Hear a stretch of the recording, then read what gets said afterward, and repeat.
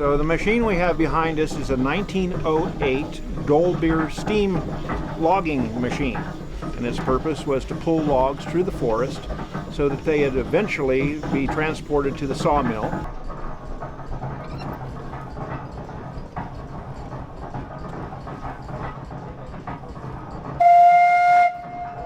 The steam engine operates essentially by a wood fire boiling a steep kettle full of water, creating steam.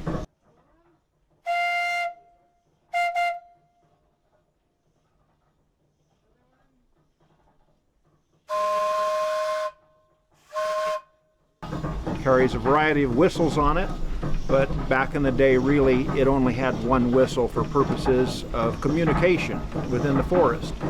If there was a need for communication over the side of a hill, they would have what's called a whistle punk, a small boy that had a wire that attached to the whistle, and he would watch the logging operation below and then pull the whistle at the right time so that the steam engineer could engage the machinery and pull the log up from an area where the engineer couldn't exactly see it.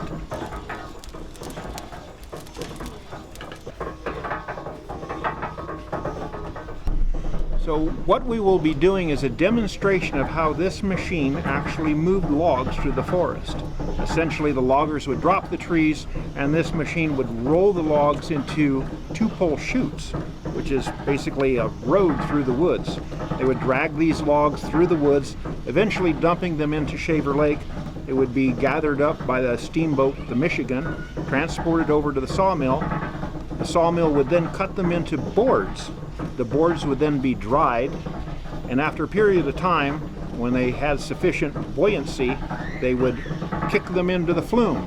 And then the flume was 42 miles long and would reach Clovis 6.5 hours later. So at the turn of the century, this was the latest and greatest technology.